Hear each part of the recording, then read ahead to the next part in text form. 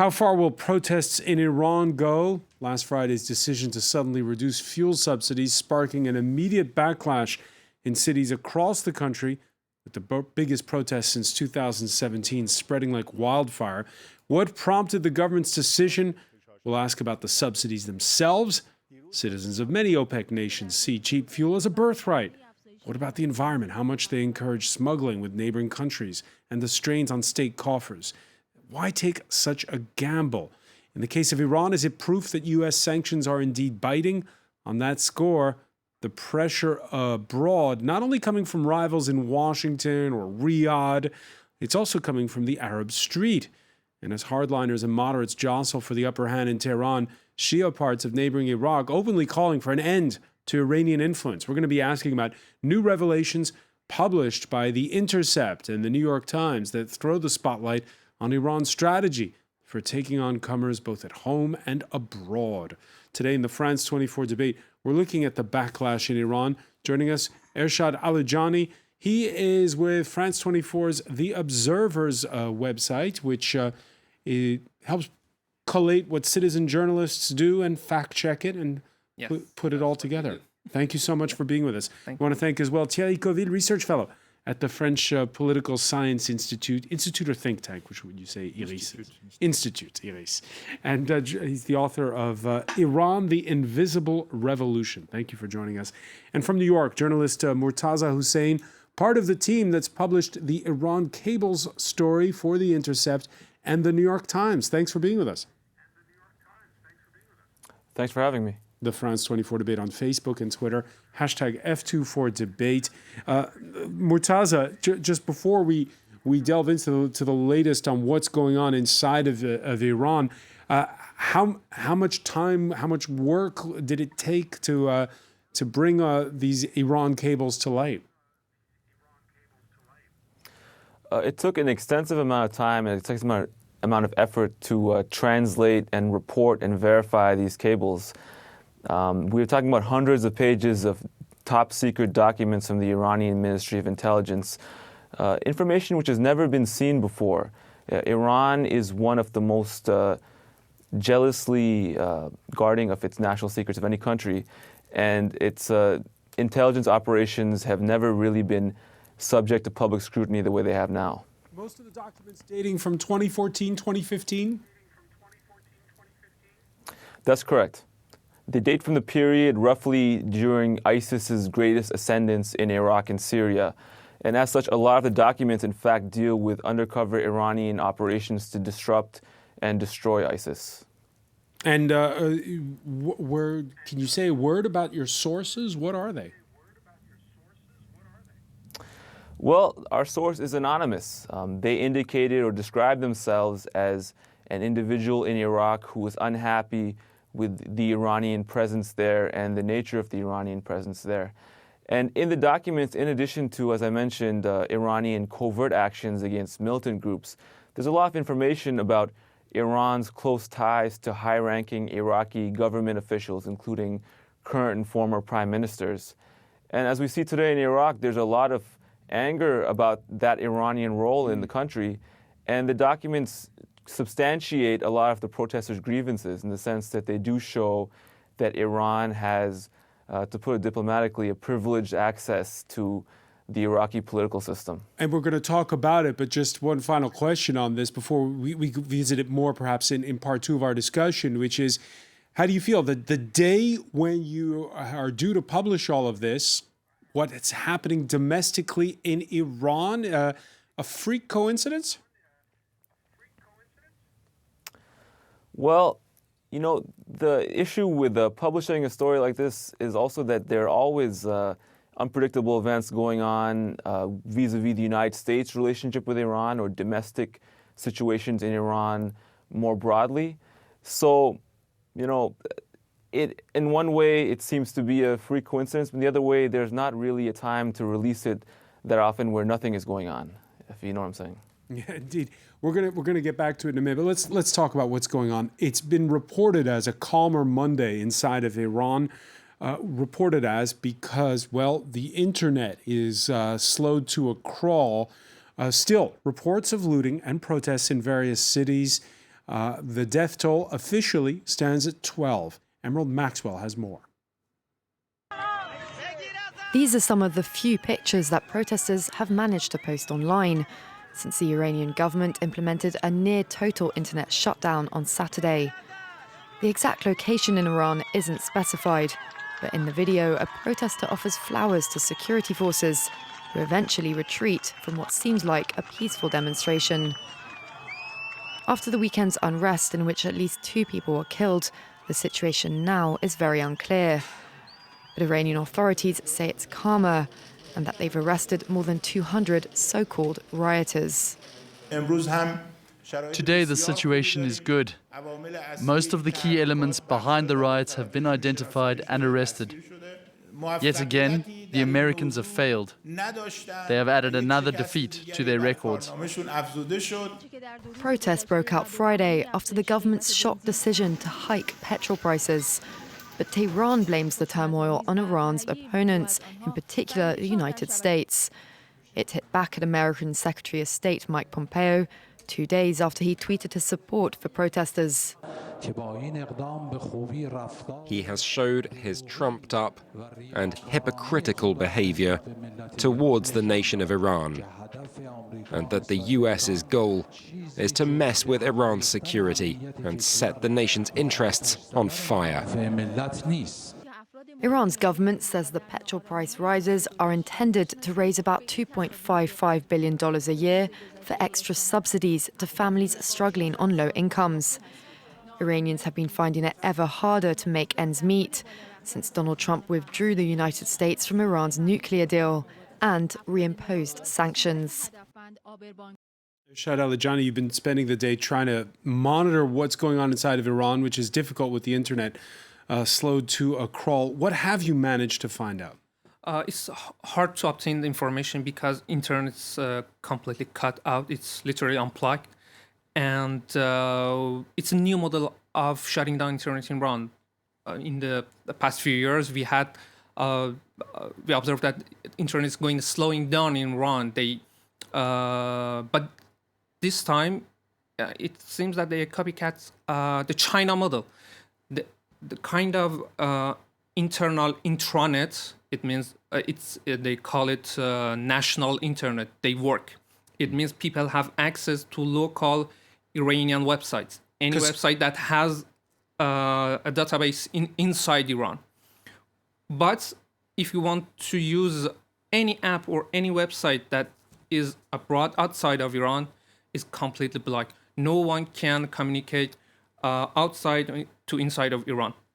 So in this situation, getting information inside Iran is so difficult. It's been difficult since Saturday. Yeah, since Saturday. Afternoon. From what you've pieced together, how would you rank it? Because we've had 2 big protest movements in the last decade. There was that so-called Green Movement back in 2009. And 2017. And in 2017, in December of 2017, when there were cost of living protests around the country. Do we know how big the protests is this time? I think this one is maybe the biggest one after the revolution. Since 1979? Yeah. I think in 2009, it was a middle class who wants to get back their votes. Where is my votes? It was in some big cities like Tehran, a little bit Isfahan and Shiraz. In 2 years ago, it was a little bit broader in many cities, about 20 cities that they had the financial problem. This time it's about the gas. And it talks to everybody. That's everybody's problem. It's not just middle class, Iranian middle class. They are poor people. But the government's argument is we're raising the price of petrol because right now it's so low, it's so subsidized that a rich Iranian consumes 23 times the amount of petrol that a poor Iranian does, and we're going to take the money and redistribute it to the poor. That argument's not worth it? I think that argument doesn't sound logic for the Iranians, because in the period of Ahmadinejad, once they did the same. They increased the price of gas. They said that we want to give you more money, the prices of everyday goods is not gonna change, but the result was the more pressure, more financial pressure for the poorest section of the society, Iranians. And do you take at face value their reasoning for this sudden for this sudden cut in fuel subsidies? I think at the end it doesn't work. Iranian people, as I said, they see it as an experience that they already had. Thierry Coville, why this cut in fuel subsidies? What's the reason, you think? From an economic point of view, there are some rationality. First, as you said, the consumption is huge in Iran. So, but it's not new. There have always been. I think Iran is one of the countries in the world where gasoline is the most heavily subsidized.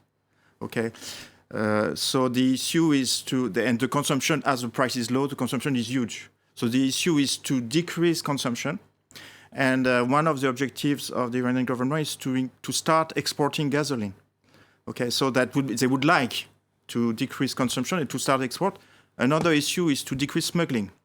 Due to the very low price of gasoline in Iran, official price, and the higher price of gasoline, let's say in other countries like Iraq, it's a very lucrative business to smuggle gasoline from Iran to other countries, and we don't know exactly as it is smuggling, but the amounts are huge. So who profits from it? When some very well organized and very well introduced groups. It had been a very big issue in Iran, and there is also the issue, and the government has no money due to the sanctions.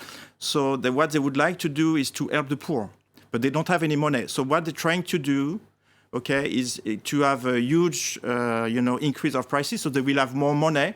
So let's say, as you said, the increase of prices will be on the all Iranians, and to redistribute specifically to, they said, I think 16 lowest income households. It's around 60 million of the population. That let's say 80% poorest. Okay. So there is some economic rationality in doing that. The question is, why now?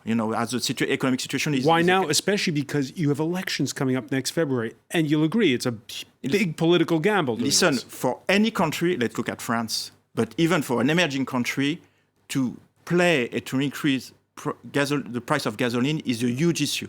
But in Iran, they do that with an economy in recession, minus 9.5%. Yeah, according to the IMF. The IMF for 2019, and 45% on inflation.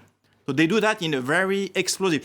I think, what I know from the Iranian governments, they know that. The issue is, maybe they didn't communicate at all on that. So the issue is, using the catastrophic environment, it's a measure which is important, and they hope to push it through redistribution for the poorest and through repression too. And it's going to, people don't trust them. It's a corrupt.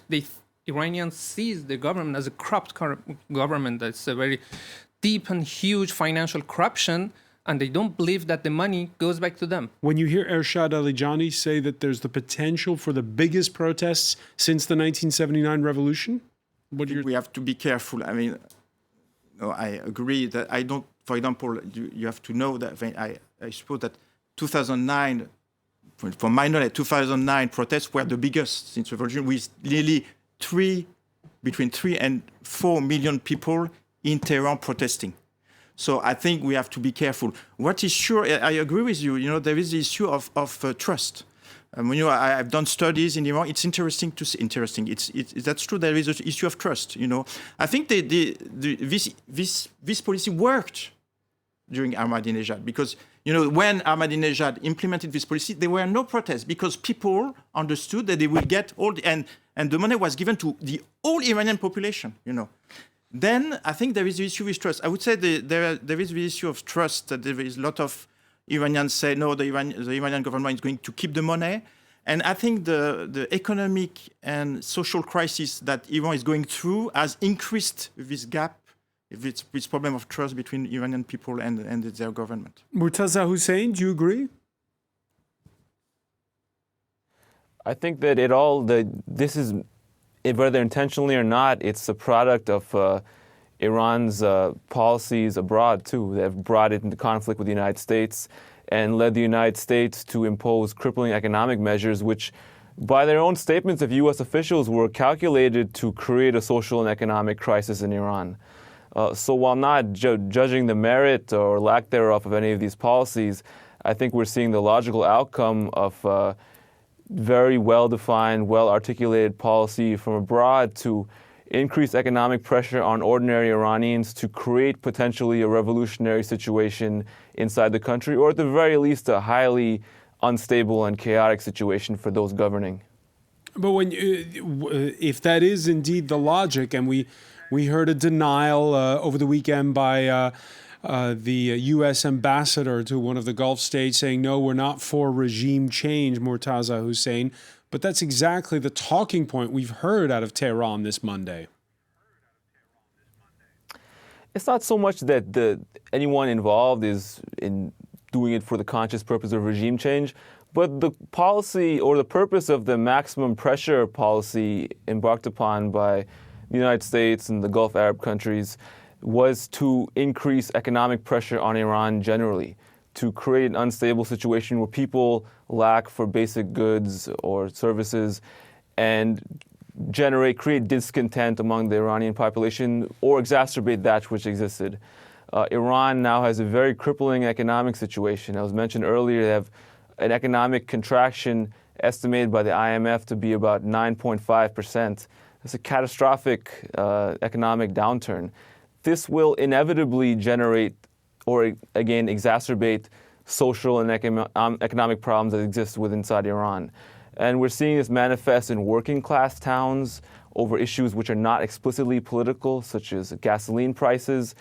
I think that this is simply the logical consequence of a situation in which Iran's economy has been put into a state of veritable freefall.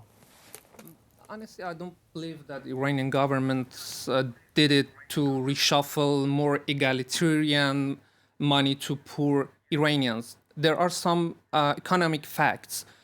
Before sanctions relaunched by the Trump government, Iran was selling 2.5 million barrels of oil per day.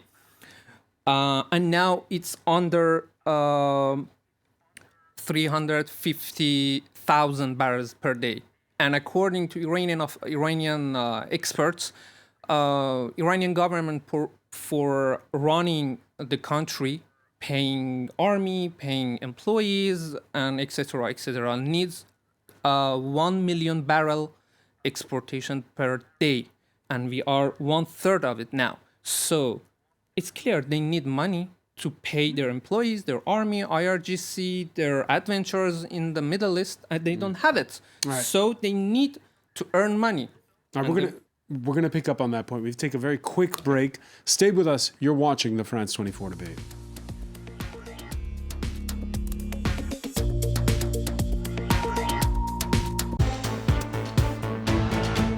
Welcome back, or welcome if you're just joining us. It's the France 24 debate. And we're looking at the protest that sprang up immediately on Friday across Iran after the slashing of fuel subsidies in half. We were talking about it with Ershad Alajani of France 24's The Observer's website, who's had a long day since the internet is, to a large degree, cut. Yes. Inside of Iran. Also with us, Thierry Coville, research fellow at the French Political Science Institute. Iris, the author of Iran, the Invisible Revolution, and from New York, journalist Murtaza Hussein, who is part of the team that's published the Iran cable story for The Intercept and the New York Times. We were talking just before the break about this cut in those fuel subsidies in half. Fuel subsidies which represent 15% of GDP in Iran. That's one of the highest totals in the world.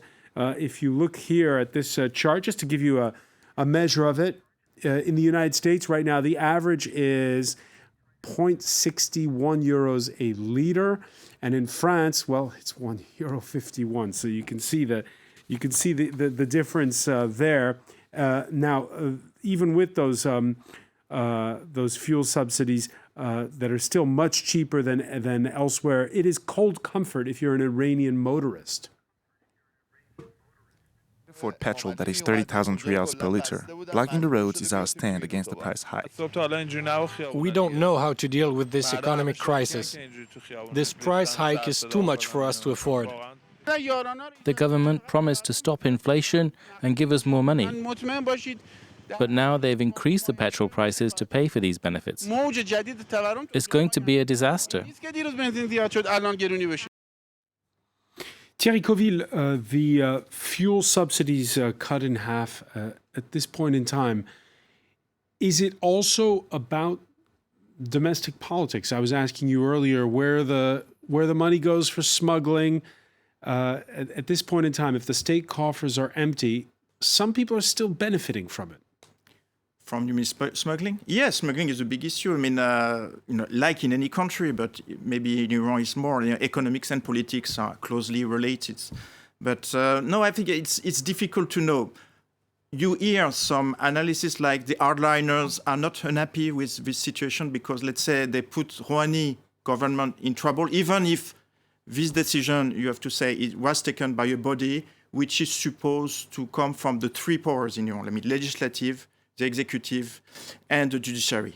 So let's say the Iranian government is in trouble to the situation. So some hardliners are not unhappy because they consider that with so much troubles, you cannot expect a strong participation rate. Because 8 days ago, we had that speech by President Rouhani, who's in his second term, in which he denounced corruption. And for the first time, he seemed to be openly talking about that rift that you mentioned between hardliners and... Honestly, he was preparing the next legislative election. And obviously, what is going on now, nobody, it's difficult to forecast. But let's say it goes in low participation rate during the next legislative election. Everyone knows in Iran, low participation rate means more success for the hardliners. To answer your question, maybe some hardliners are not unhappy with this situation.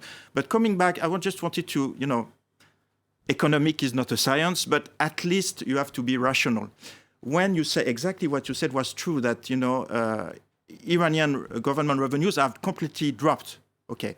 But I don't agree with the idea that, Iran would stop supporting militia in Iraq and situation would be fine.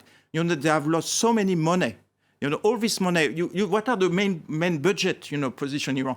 As you said, to pay the civil servants, 80% of the Iranian economy is working for the government. So they need money to pay for the civil servants, to pay for infrastructure. They have stopped investing in enough infrastructure. So I don't buy the simplistic, I know, you hear that in your simplistic notion that, they stop financing the activity in the region and they will have money to pay. No, as it was really well said, it's a US policy to really strangle the Iranian economy, and at least in this respect, they have been successful. They're being successful. Ershad Alijani, we saw in December of 2017, among the chants we heard then of protesters, there were some saying, calling, for instance, for an end to Iran's participation in the war in Syria at the time, or in Iraq. Syria, Lebanon, Palestine, Israel, yeah. What have been some of the slogans that we heard, at least till Saturday, when the internet started to be strangled?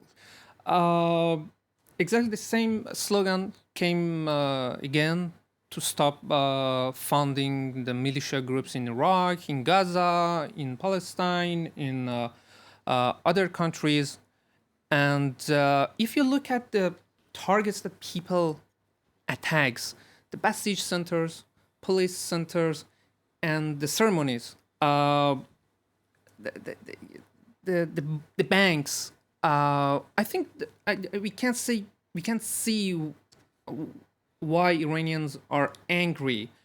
Anything that's it's a symbol of the government, symbol of religious, a symbol of the Revolutionary Guard. They are between the targets. If you listen to the slogans, most of the slogans are anti-Ahund, or as we say, Mullah. Directly they say down with Khamenei. It shows that why Iranians are angry. I think the increasing price of the gas was just another drop. Iranians were fed up with the economic situation, social situation. We should not forget that the moral police is a huge pressure for the young generation in Iran.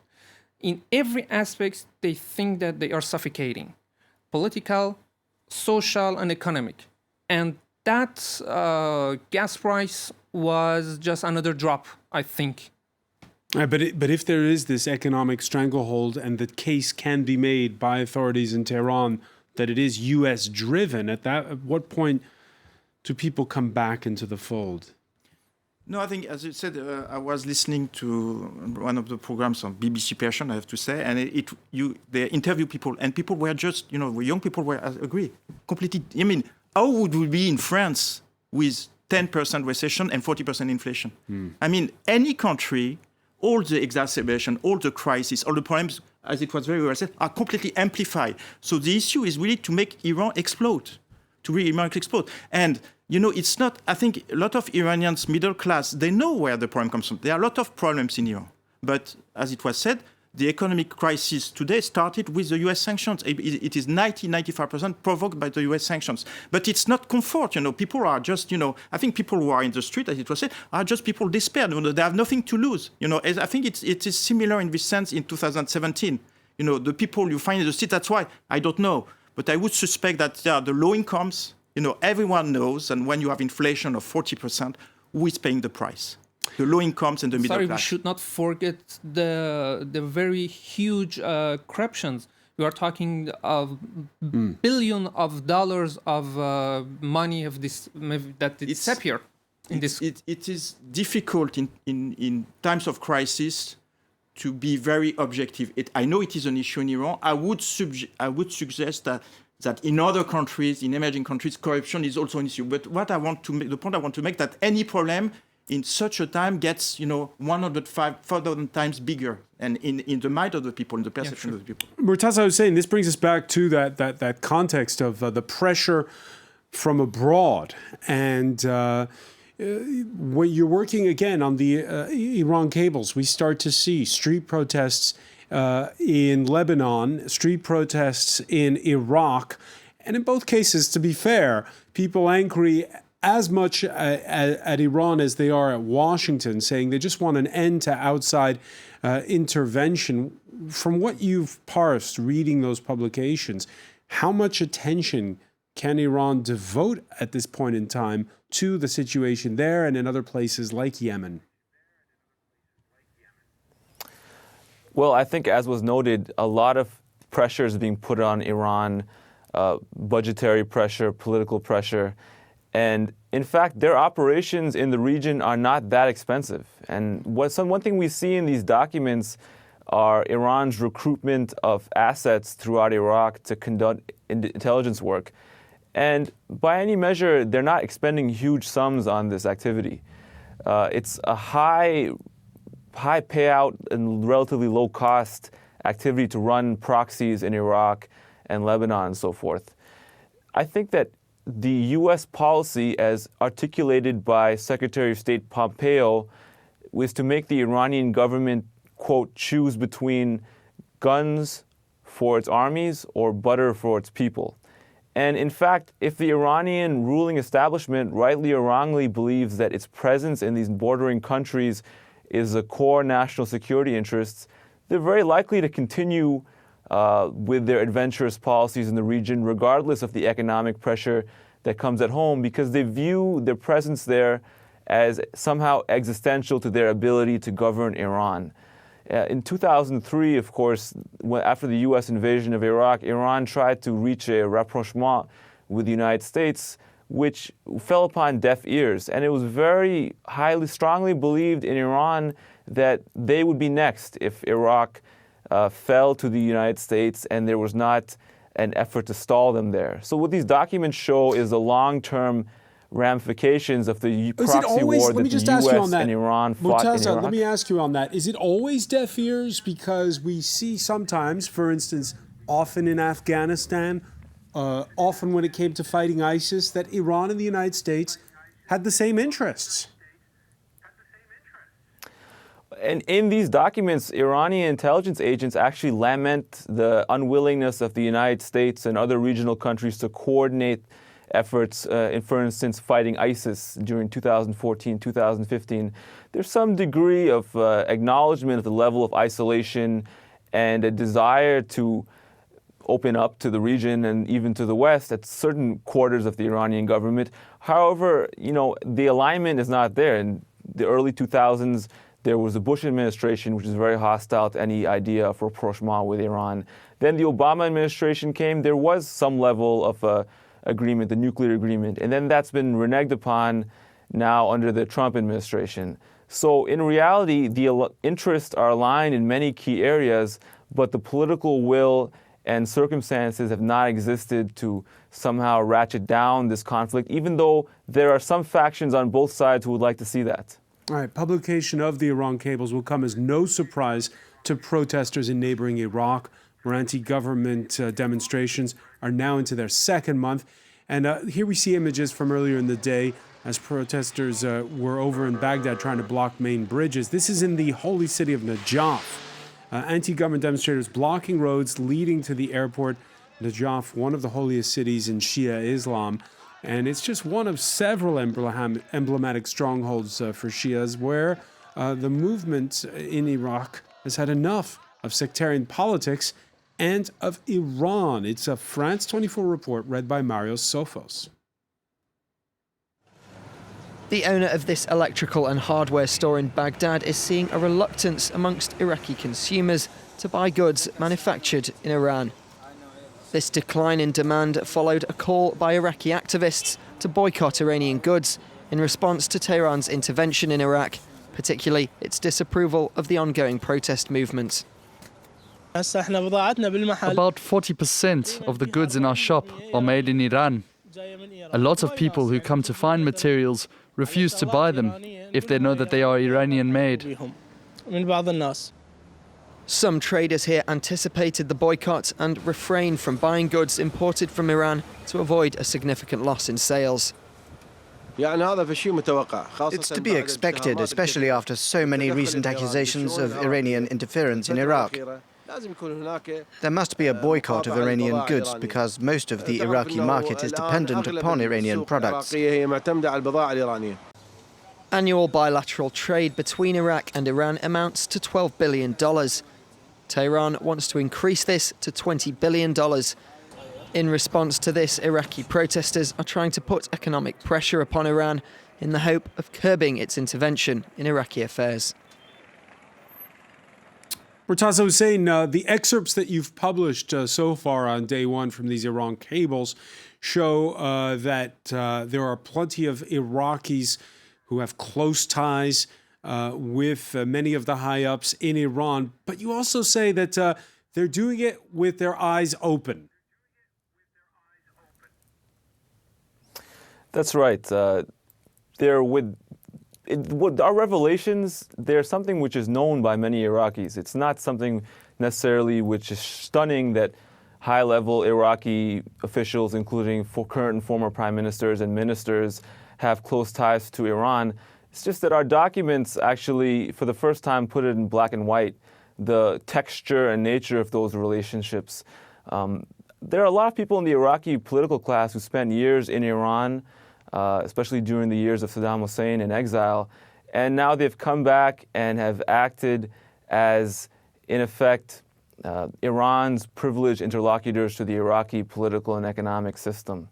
And we quoted one Iranian former government advisor who said that we have people in Iraq we can trust with our eyes closed. And that shows the level of confidence they have in these figures.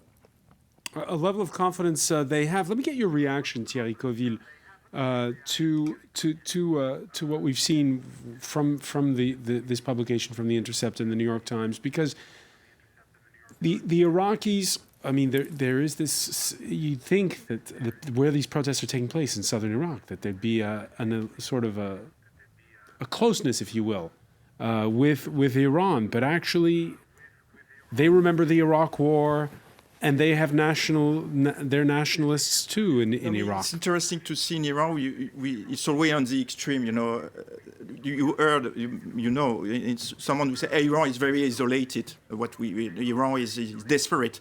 But as it was very well said, I think Iran has never been stronger in the region.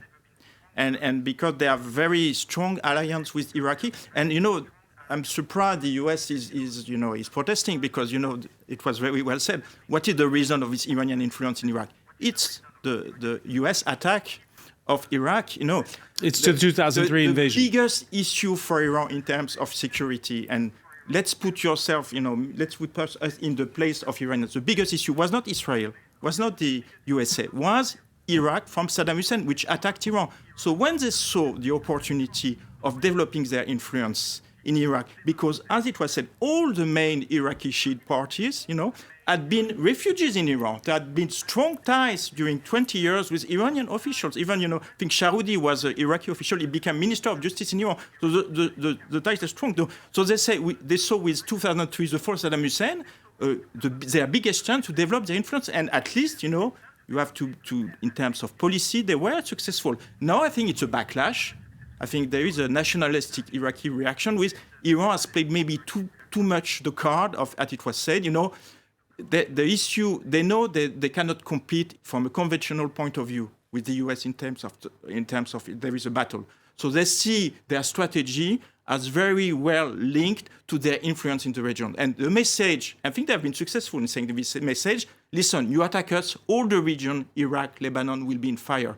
But obviously, and you can understand the backlash in Iraqi, part of the protester, I would say, because the other part is like the Arab Spring. Part of the protesters say, no, we are Iraqi, it's our nation, so Iran should not use us as the basis to fight. And what kind of reaction can we expect from Tehran to what's going on in Iraq? Listen, as I told you, from a strategic point of view, their influence in Iraq is a key. It's, I would say, maybe the most important issue in the region. So they are not going to stop, obviously. But I think they have to moderate, especially their declarations, explaining obviously that we consider Iraq as, one of our bases to, if we are attacked. They have to be much more cautious in the way they talk about Iraq.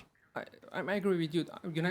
United States made 2 times a vacuum in the Middle East, once in Afghanistan, another time in Iraq. And in both times, Iran replaced it, filled that vacuum. But just it's not the Shia groups. Government in Afghanistan is not a Shia government; it's a Sunni government. Yeah. Kurds in Iraq, they are Sunni. Most of the official Kurds in Iraq, they've been born, raised, and even went to university in Iran. They speak Persian. Or Lebanon, many Christian fractions in Lebanon, many Christian fractions in Syria support Iran. They are. Iran kind of is a kingmaker in some. It became a kingmaker in some countries in the Middle East, like Lebanon, Afghanistan, Iraq, and it's not depend on their religion. No, it's not. And you heard Murtaza Hussein Thierry Coville talk about an overstretch, at least in the statements that have been coming out of Tehran since those Iraq protests started more than a month ago now. Could Iran lose it all in Iraq? Well, they must be very careful in not antagonizing Iraqi nationalist sentiment, which has shown itself to not just be alive, but very active and vibrant, especially among the younger generation. Iraq fought a long war against Iran during the 80s, one of the most brutal conflicts of the late 20th century, and the memories of that still exist generations onwards. Iran, at the end of the day, if it's a contest of influence between the United States and Iran in Iraq, Iran is in a position of great dominance because it has deep relationships with key Iraqi political figures at all levels of the system. It borders Iraq. It has religious ties and linguistic ties with many people in Iraq.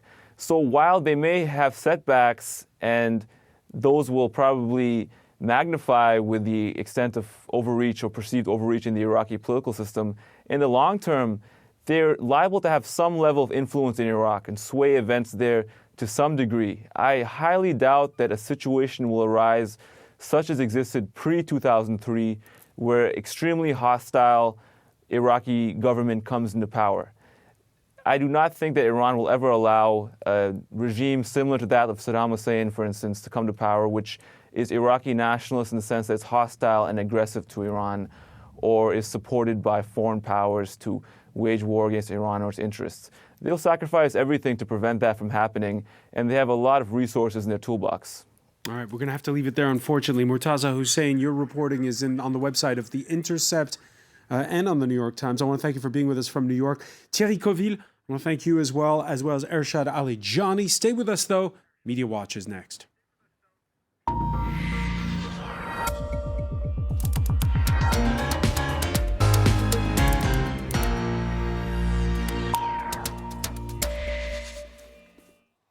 And we say hello to Catalina Marchant, who can spare a thought for Ershad here, who's been trying all day to get through, right, to Iran on the...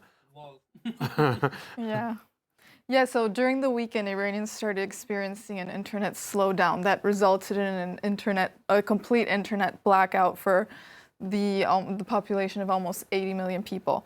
And many are saying that this is a way for the government to silence protesters. But here we have this update by NetBlocks that's it tracks internet disruptions and shutdowns. And it said that 40 hours after Iran implemented a near total internet shutdown, connectivity to the outside world remains at just 5% of ordinary scroll up, levels. let's see the graph there. So here we can see the graph where they are tracking Iran's network connectivity from November 14th to November 18th, which is today. And as you can see, the levels were pretty high on November 14th, and then they go down. But up to today, you could see it's at a 5% level. So it has drastically decreased. Can they use VPNs? You were talking about China earlier. No, for the first time, none of the VPNs work. Just Geek Genius can. I have a friend who is a Geek Genius in Iran who could that I could talk to him. For the public, I can say it's totally black. It's totally blackout. It's not accessible to outside world. So not even 5%. As far as I know, not even 5%. I couldn't talk to anyone. Yeah. Well, so here we have this expert cited from Freedom House in this article saying this is the most wide-scale internet shutdown that we've ever seen in Iran. And obviously lots of people, as yourself, worried with the family members there, saying it's been almost 40 hours since we haven't talked to our loved ones. It's so hard for Iranian people outside of Iran. Imagine people inside Iran right now.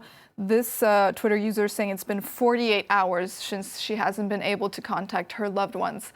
But what has been trending is this hashtag Free Internet for Iran. So this hashtag has gone hand in hand as well with people tagging foreign leaders like this Twitter user. She's tagged Donald Trump and Emmanuel Macron to do something. So people are also calling to the international community to help reestablish connection in the country.